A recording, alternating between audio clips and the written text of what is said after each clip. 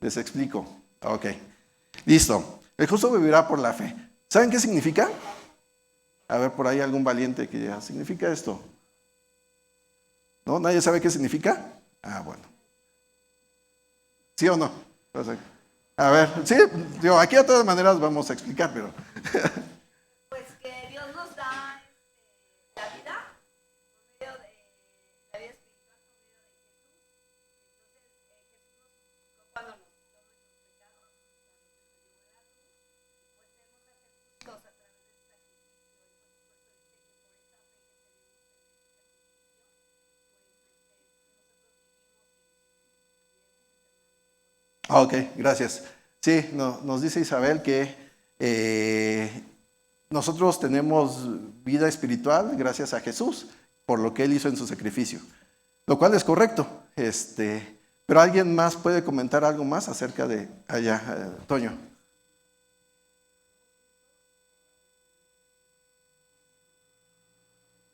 Ok, que somos justos por la fe que tenemos en Cristo. Eso es lo que significa, lo cual también es correcto. Y pues listo, ya lo explicamos, ya es todo. Como no están los demás, pues ya vámonos, coro, vengan para acá. Ya guarda todo. No. Me decía una maestra una vez que repetí, me decía, ¿qué significa tal cosa? Yo nada decía, pues que pues vamos a vivir por la fe aquellos que son justos. Me dice, ¿lo puedes hacer un poco mejor? Vamos a hacerlo un poco mejor. Vamos a hacer un recorrido histórico acerca de esta frase. Primero, lo que hoy representa. Vean, es la tecnología. En las iglesias evangélicas de hoy, esta frase es muy importante y es muy común. Lo que significa es eso, que solo necesitas fe para tener vida eterna. ¿Y por qué es tan importante en las iglesias evangélicas esto? Porque vienen de una tradición protestante. Ahorita les explico qué es eso, no se preocupen. Que se engloba en 5 enseñanzas o 5 solas, y donde viene esta enseñanza se le conoce como la sola fide o la sola fe, que básicamente lo que dice es de que solamente por fe es que somos justificados ante Dios. Esto significa que solamente por creerle a Dios, por tenerle confianza, es que Él nos hace personas rectas, que somos personas buenas o personas que hacen lo correcto.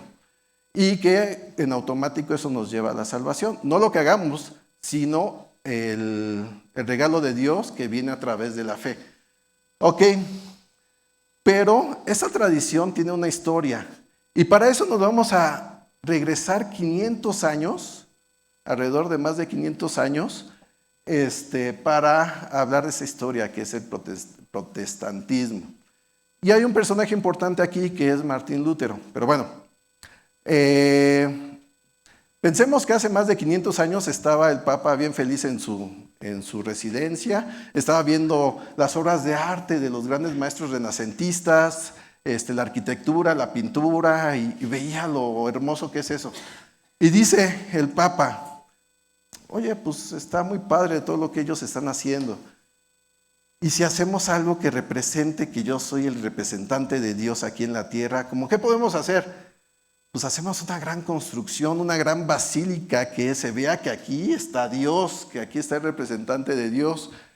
Entonces, pues estaba ahí con sus cardenales y le dijeron, oye, pues sí, está padre la idea, pero pues hace falta dinero, ¿no? ¿Cómo le hacemos para hacer todo lo que tú quieres hacer?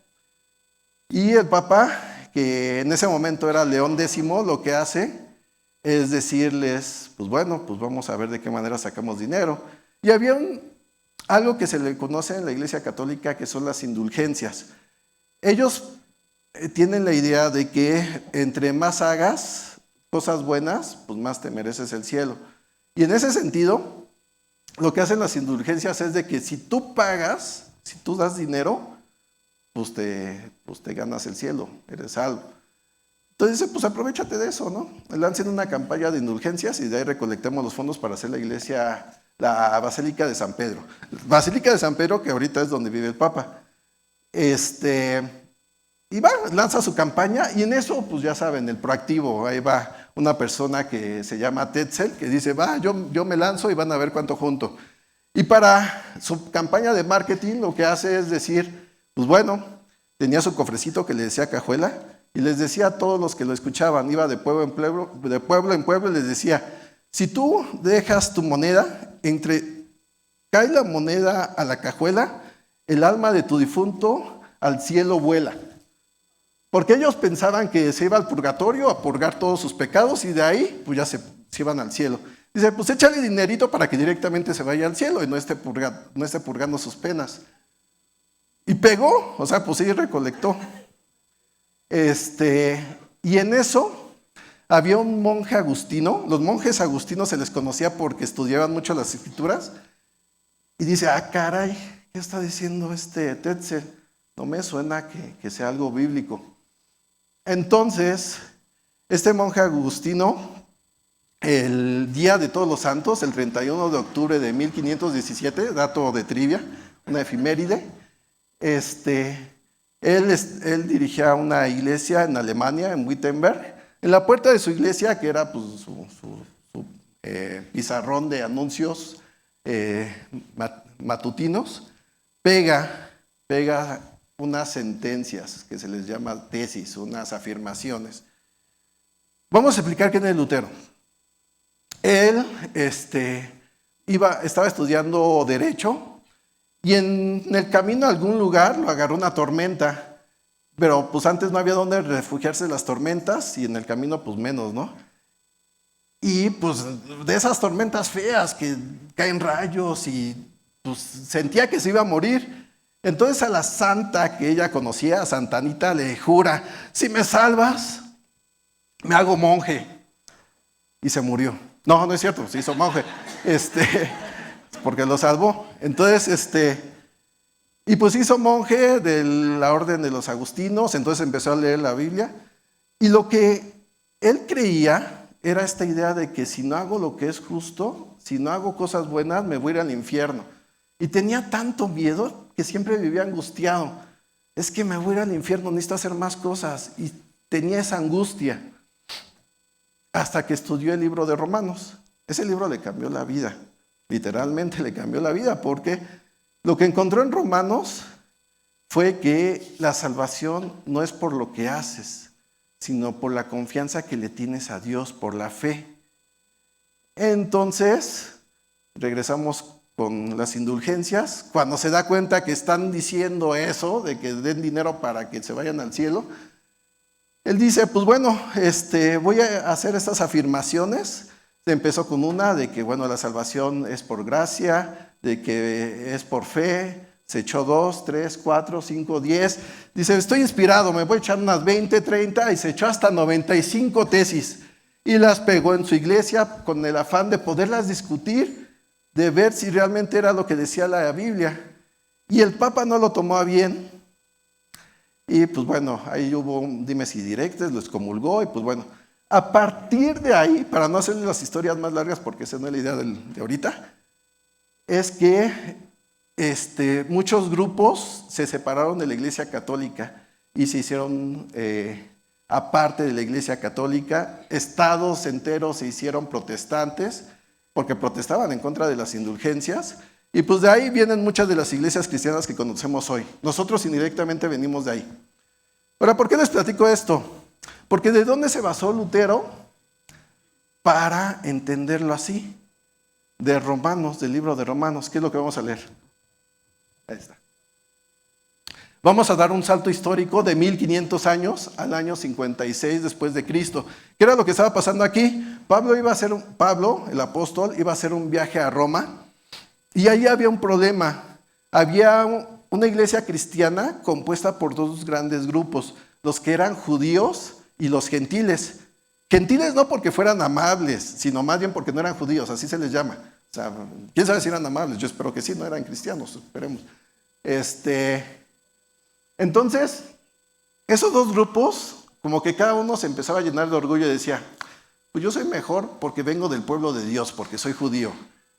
Y los gentiles decían, pues yo soy mejor y me merezco más la salvación porque pues a los judíos los despreció Dios y pues a nosotros nos agarró y pues somos mejores por eso. Entonces Pablo les escribe esta carta a los romanos para tratar de limar eso, o más bien para limar esas asperezas y esa mala idea.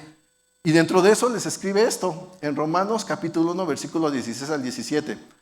A la verdad, no me avergüenzo del evangelio, pues es poder de Dios para la salvación de todos los que creen, de los judíos primeramente, pero también de los que no son judíos. De hecho, en el evangelio se revela la justicia que proviene de Dios, la cual es por fe de principio a fin. Tal como está escrito, el justo vivirá por la fe.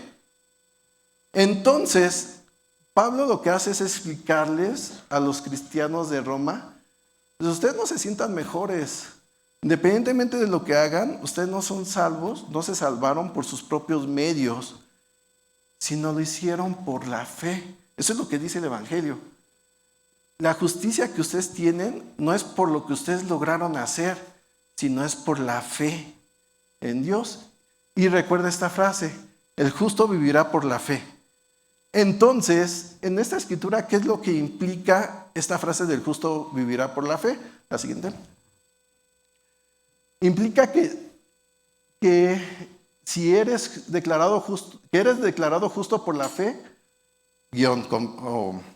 ¿cómo se dice esto? Diagonal, eso.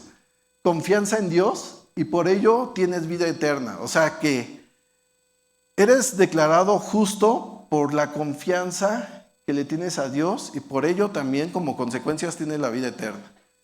Pero ¿qué creen? Pablo ya había usado esta frase anteriormente. Por el año 49 después de Cristo había escrito otra carta adicional a esa, que es la carta a los Gálatas. La siguiente. ¿Y cuál era el contexto de esta carta?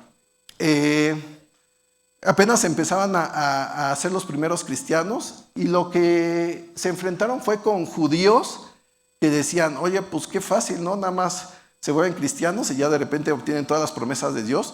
Que no sea tan sencillo, que cumplan con lo que dice la ley de Moisés, que se circunciden, que cumplan con el sábado, que hagan muchas cosas, ¿no?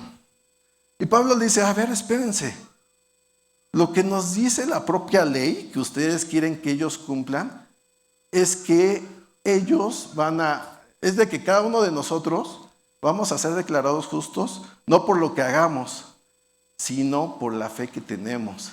Y les recuerda a un personaje que es el más importante para los judíos, Abraham, el gran patriarca. Les dice, él fue declarado justo por lo que hizo. ¿Ya ven cómo les puedo meter ahí una falsa doctrina? Él fue declarado justo porque le creyó a Dios y no por lo que hizo. Y les escribe esto en Gálatas 3, versículo 11 al 13. Ahora bien, es evidente que por la ley nadie es justificado delante de Dios, porque el justo vivirá por la fe. La ley no se basa en la fe. Por el contrario, quien practique estas cosas vivirá por ellas. Cristo nos rescató de la maldición de la ley al hacerse maldición por nosotros, pues está escrito, maldito todo el que es colgado de un madero. Entonces les explica, aquellos que son justificados, no es por lo que hacen o por cumplir la ley al pie de la letra, sino es por la fe, por la confianza por la confianza que le tienen a Dios. Y todavía les dice, y esto se traduce en el sacrificio de Cristo. Cristo nos rescató en su sacrificio y gracias a que confiamos en esto es que somos salvados, que somos justificados. Entonces, la siguiente.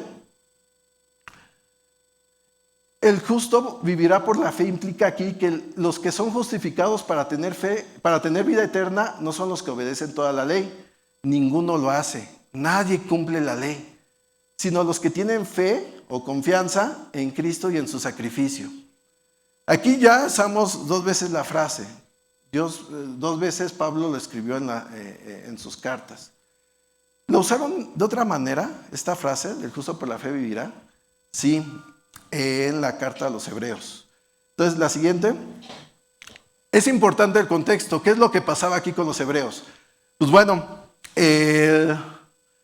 ya tenían los cristianos más de 30 años y lo que estaba pasando es que los romanos los estaban maltratando, los metían a la cárcel, les quitaban propiedades, los trataban mal.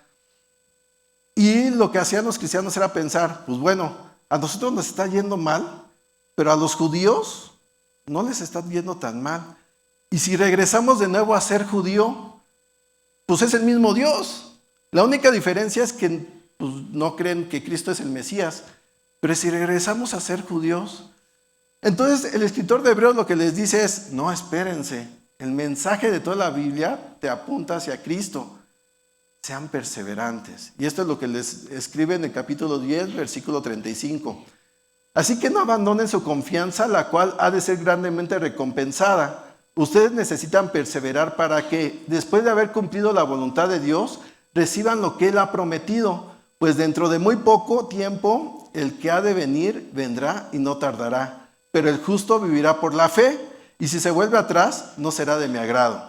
Pero nosotros no somos de los que se vuelven atrás y acaban por perderse, sino de los que tienen fe y perseveran su vida. Ahora bien, la fe es tener confianza en lo que esperamos, es tener la certeza de lo que no vemos. ¿Se acuerdan de esa escritura? Ese es el contexto. Y vean algo, aquí está como en poesía. ¿Por qué? Porque lo que está haciendo el autor de Hebreos es decirles, recuerden lo que dice esta escritura. Perseveren, esperen, porque el justo vivirá por fe. Entonces, lo que les está diciendo aquí, la siguiente, es básicamente que el justo vivirá por la fe, implica que la fe da perseverancia y que eso te mantendrá fiel para recibir la vida eterna. Si tienes fe, no solamente vas a tener salvación, sino vas a mantenerte en ella, sino vas a mantenerte firme haciendo lo que es correcto a pesar de las circunstancias, porque el justo vivirá por fe. Todavía le podemos rascar más aquí, porque precisamente lo que citó el autor de Hebreos viene de una escritura que está en el Antiguo Testamento. Y vamos a hacer todavía un recorrido de más de 600 años, en el año 610 antes de Cristo, o sea, del año 0, 600 años antes. ¿Y qué era lo que pasaba aquí? Habacuc era un judío que vivía en Judá. Y él se daba cuenta que los reyes, los nobles, los poderosos eran injustos, se aprovechaban de las demás gente, los trataban mal, les quitaban sus dineros, sus propiedades y demás. Y Habacuc se queja con Dios, se queja 3 veces con Dios. Y lo que le dice a Habacuc es, Dios, ¿por qué permites eso? ¿Por qué permites tanta injusticia y de tu pueblo? Y lo que Dios le contesta es de que va a llegar un momento en que ya no lo va a permitir. Y esto es parte de su contestación en Habacuc capítulo 2, versículo 3. Pues la visión se realizará en el tiempo señalado. Marcha hacia su cumplimiento y no dejará de cumplirse. Aunque parezca tardar, espérala, porque sin falta vendrá. El insolente no tiene el alma recta, pero el justo vivirá por su fe. De nuevo nos encontramos aquí con esta frase. ¿Y por qué? Lo que le está diciendo Dios a Habacuc es, en algún momento yo voy a venir y voy a hacer justicia. Y aquellos que sigan haciendo esas maldades, esas insolencias, pues van a tener su merecido. Pero aquellos que se mantengan firmes a pesar de que se vean esas injusticias, aquellos que hagan lo justo, van a vivir. ¿La siguiente? Entonces, aquí la implicación de esta frase del justo vivirá por la fe es que debemos perseverar o confiar en Dios para seguir haciendo lo correcto, aunque no nos vaya bien y si les vaya mejor a los que son injustos e insolentes. Es un llamado a hacer lo correcto, aunque pareciera que eso no tiene resultados. Eso es lo que nos está diciendo aquí. Y esta es la primera vez que se usa esa frase, el justo vivirá por fe. Pero ¿habrá una escritura anterior que hable acerca de esta idea? Y sí. La siguiente, nos vamos al año 1021 antes de Cristo, con Abraham. ¿Qué era lo que pasaba aquí? Dios le había prometido a Abraham que a través de su descendencia iban a ser bendecidas todas las naciones de la tierra. Eso nos incluye a nosotros. Pero fueron pasando los años y Abraham no tenía hijos. Entonces decía, pues bueno, pues Dios me prometió eso, pero nomás no veo ¿cuál descendencia? Y entonces una vez Dios le dijo, oye, yo te voy a bendecir, te voy a dar todas estas cosas. Y Abraham dice, pues bueno, está padre todo, pero pues se las voy a dejar a mi esclavo porque yo no tengo hijos y no veo que vaya a tener hijos. Y entonces lo que hace Dios es algo muy interesante. Hace esto, en Génesis 15, versículo 5. Luego lo llevó afuera y le dijo, mira hacia el cielo y cuenta las estrellas, a ver si puedes. Así de numerosa será tu descendencia. Abraham creyó al Señor y el Señor se lo reconoció como justicia. ¿Qué fue lo que pasó aquí? Le dijo Dios a Abraham, ¿ves tú? Cuenta todas las estrellas. Y pues Abraham dice, no, pues son un buen, no voy a terminar. Pues todas esas van a ser tu descendencia, el número de tu descendencia. Y ya le había prometido antes eso. Abraham pudo haber tenido motivos para decir, bueno, yo ya no le voy a creer, ya me lo había prometido. ¿Pero qué fue lo que hizo Abraham? ¿Le creyó? Confió en él. Y lo que pasó después es historia. Jesús viene de la descendencia de Abraham. Entonces, la siguiente. El justo vivirá por la fe es un refuerzo a esta escritura. Abraham creyó al Señor y el Señor se lo reconoció como justicia. La confianza en Dios nos hace justos ante Él y por consecuencia que vivamos conforme a sus promesas. El que nosotros le creamos a Dios hace que nosotros vivamos conforme a lo que Él nos dice. Que sepamos que lo que Él nos promete se va a cumplir y vivamos conforme a esa promesa, a eso que nos dice que se va a cumplir, a esas promesas. Entonces, la siguiente. Vamos a detenernos hasta aquí. ¿Cuál es el significado del justo vivirá por fe? Ahorita con todas las escrituras que hemos visto, es solamente uno, no hay que confundirnos. Significa que por fe seremos justos y por tanto tendremos vida eterna, que ya por ahí lo comentaban, lo platicaban. Pero de acuerdo al contexto y a la situación que estaban pasando cada discípulo, o cada cristiano, o cada seguidor de Dios, de acuerdo a su época, tiene diferentes implicaciones. ¿Y esto por qué nos interesa a nosotros? Porque esas implicaciones también te corresponden, también son para ti. Mientras en Romanos dice que nos declara justos por medio de la fe, como un regalo no merecido, o sea, tú ya no tienes que hacer todo un esfuerzo por ganarte la salvación porque ya la tienes. El cómo te comportas es una consecuencia de ese conocimiento, pero tú ya lo tienes, no tienes que ganarte la salvación. En Gálatas también dice, Dios nos salva por fe a través del sacrificio de Jesús y no por nuestras obras. Dios nos ha salvado gracias a que entregó a Jesús a sacrificarse. Jesús se entregó voluntariamente siendo Dios.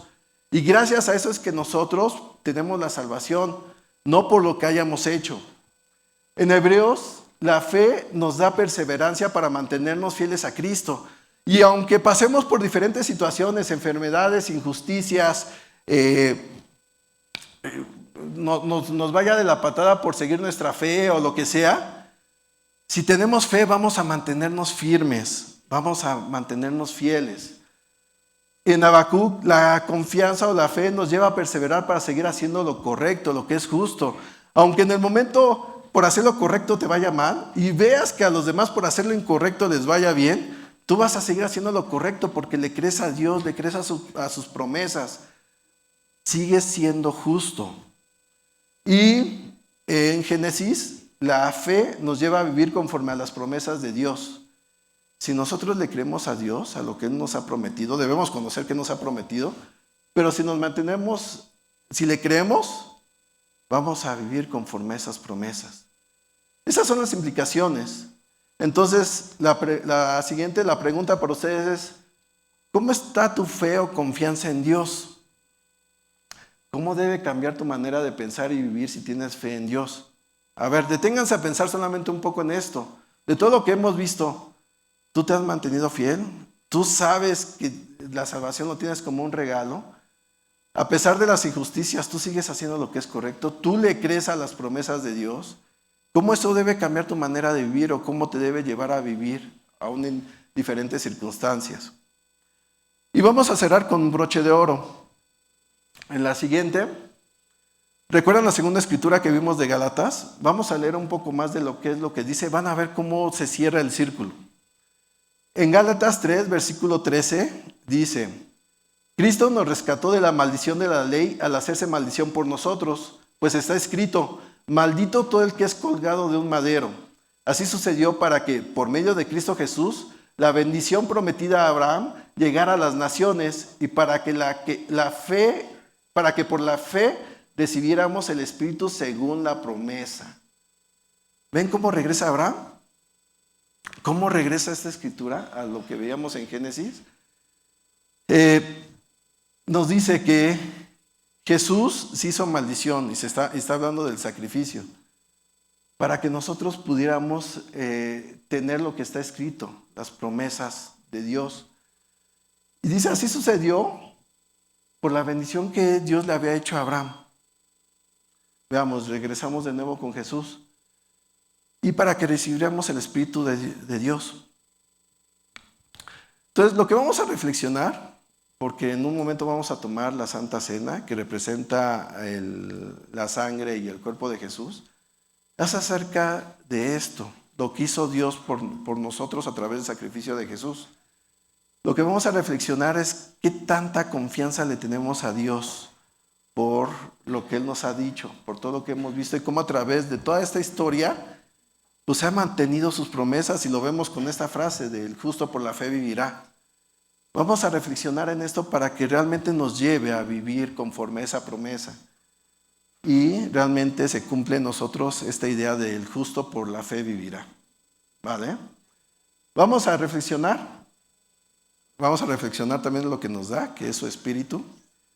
Y esto lo vamos a hacer mientras tomamos el jugo y la galleta que representa la sangre y la carne de Jesús. Acompáñenme en una oración. Señor Padre que estás en el cielo, te agradecemos esta mañana que nos permites estar aquí reunidos. Gracias por todo lo que nos das, por todo lo que nos has prometido y por todo lo que haces por nosotros. Gracias por el amor que nos has demostrado, y lo que nosotros queremos es confiar plenamente en ti, es creerte, es creer en tus promesas y en todo lo que haces por nosotros, creer en tu palabra y tener gratitud conforme a lo que usted nos ha dado sin que nosotros lo merezcamos.